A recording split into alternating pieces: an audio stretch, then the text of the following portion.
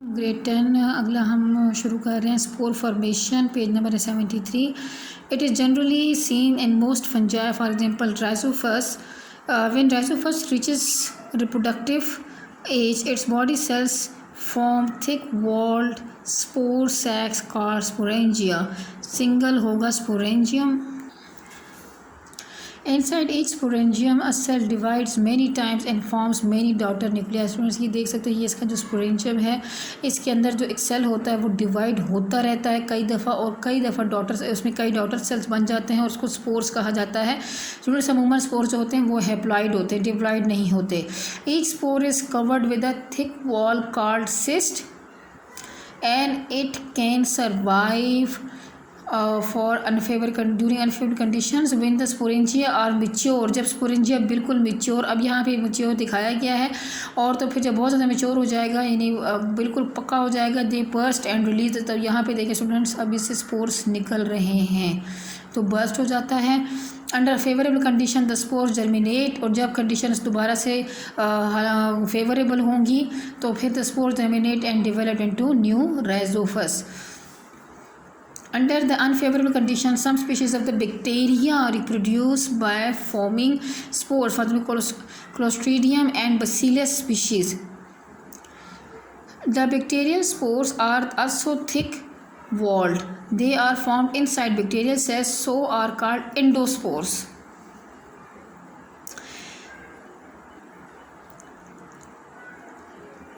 Bacteria है तो उसके अंदर स्पोर्स की शक्ल में न्यूक्लियस जो है वो डिवाइड होता रहता है, जैसे हमने उस केस में देखा था, तो इसके ऊपर एक सिस्ट सी बनना शुरू हो जाती है जो अनफेवरेबल कंडीशन में इनके प्रोटेक्शन के लिए होती है. फिर पेरेंट सेल क्या होता है, ब्रेक्स हो जाता है. तो फिर क्या होता है कि ये जब कंडीशन फेवरेबल होंगे तो दोबारा जो है ना ये बैक्टीरिया की उसमें आ जाएंगे, नहीं दोबारा एक न्यू बैक्टीरियम बन जाता है. और एंडोस्पोर क्यों कहा, क्योंकि ये इनसाइड द बैक्टीरिया डेवलप होते, तो इसलिए से एक्सो का मतलब होता है बाहर बनने वाले, और एंडो का मतलब होता है अंदर की तरह, अंदर के पार्ट में बनने वाले. नेक्स्ट हमारे पास है parthenogenesis. Parthenogenesis is also considered as a form of asexual reproduction.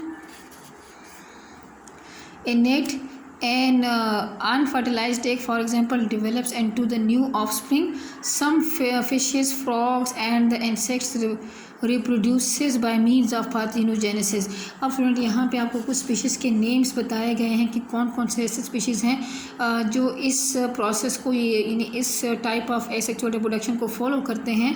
तो उसमें फिशेस हैं, कुछ फ्रॉग्स हैं, और इंसेक्ट्स की बात हो रही है कि वो रिप्रोड्यूस करते हैं bye means of parthenogenesis. Similarly queen honey bee lay eggs in the cells of the honeycomb and many eggs remain unfertilized and develop into the haploid males, जिनको ड्रोन्स कहा जाता है, by the parthenogenesis. At the same time, some eggs are fertilized by the male bees and these develop into diploid females, new queen and worker bees.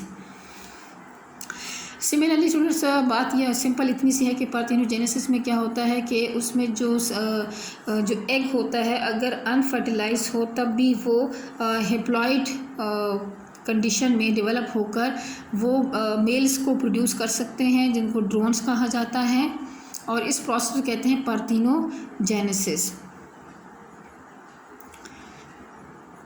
Vegetative propagation.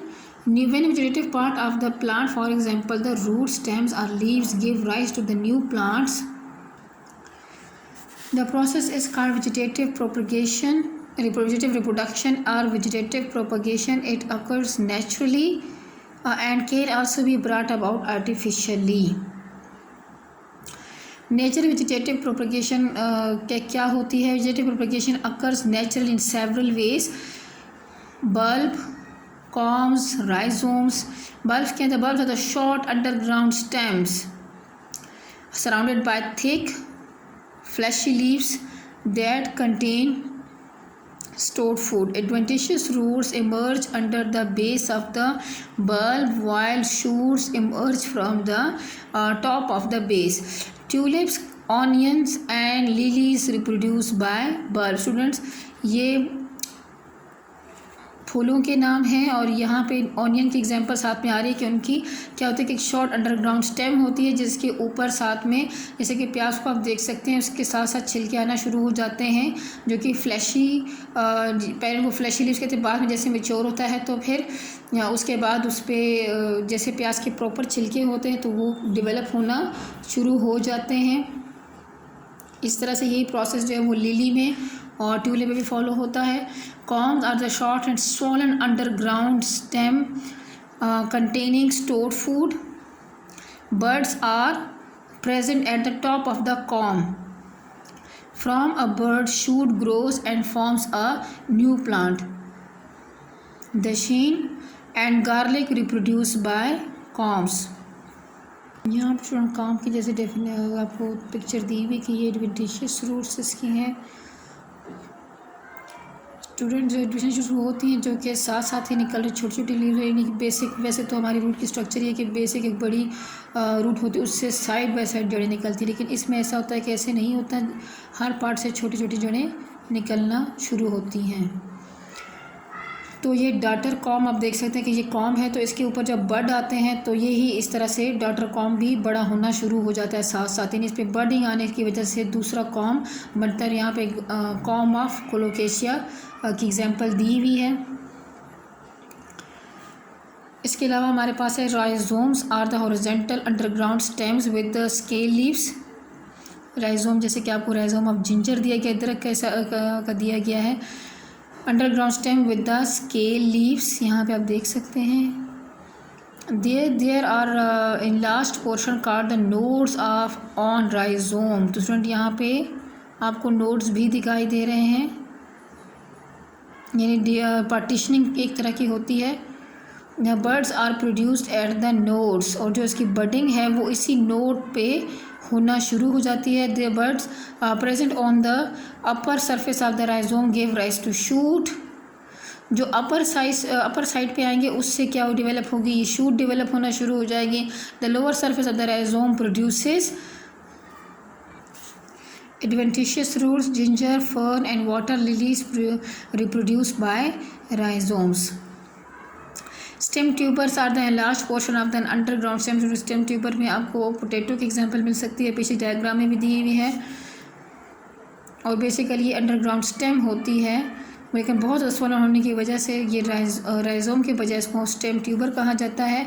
There are aggregations of tiny buds in the form of eyes along the surface of the tuber. Each bird develop into shoot that grows upward and also produces roots. अब उसमें student हमने देखा था कि उसमें क्या था पहले वाले में कि उसमें जो शूट होती थी वो सिर्फ ऊपर वाले बर्ड से आती थी, निचले वाले बर्ड से सिर्फ एडवेंटिशियस रूट आते थे। लेकिन स्टेम ट्यूबर्स में क्या होता है कि उसमें काफ़ी ज़्यादा बर्ड्स बने होते हैं in the form of eyes, और फिर उन हर बर्ड पे बर्ड पे जो शूट है वो ऊपर की तरफ बनते हैं और हर बर्ड से ही नीचे की तरफ एडवेंटिशियस रूट्स हैं वो डेवलप हो जाते हैं। तो उसमें साइड बाई साइड डिफरेंस को याद रखना है। Potatoes and the yams are produced by tubers. Suckers are the lateral stems close to the ground level. A sucker grows underground from some distance and then turn up, producing the new plant. Mint and chrysanthemum reproduce this way. Student यहाँ पे घास की example आपको दी जा सकती है कि उसका क्या होता है कि लेटरल स्टेम जो क्लोज टू द ग्राउंड होगा तो वो तो उससे कुछ जड़ें से निकल आएंगी, फिर थोड़ी देर जैसे से वो आगे मूव करता है साथ साथ उसकी जड़ें बनना शुरू हो जाती हैं, साथ में शूट भी बनती हैं, तो वो फैलता ही चला जाता है। इस तरह वो न्यू प्लांट बनाना शुरू कर देता है। Genetic propagation by leaves is not common and is seen in plants such as bryophyllum पैथरचट. This plant has fleshy leaves and nutritious buds are present at the margin of leaves. When the leaf fall on the ground, the buds grow into new plant. वैसे तो propagation leaf के through नहीं पाए जाते, लेकिन ये एक plant है जिसमें ये फिनोमेना पाया जाता है कि लीव्स के थ्रू जब इसकी लीव्स गिर जाते हैं तो उस पर ऊपर बर्ड्स आए हुए होते हैं, तो वो फिर न्यू प्लांट में दोबारा से डेवलप हो जाते हैं। तो स्टूडेंट यहाँ पे इसकी पिक्चर भी दी हुई है।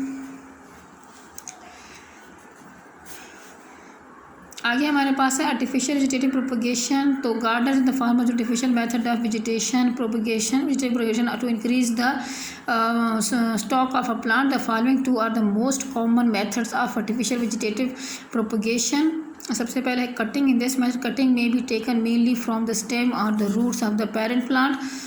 These cuttings must have the meristematic region from which the growth can occur.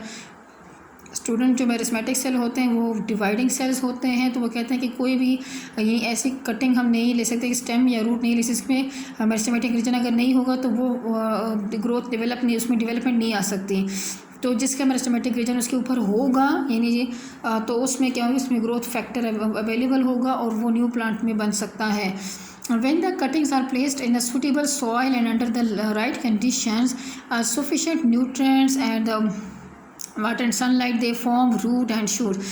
Roots and shoots grow and develop into the plant identical to the parent plant from which the cuttings were taken.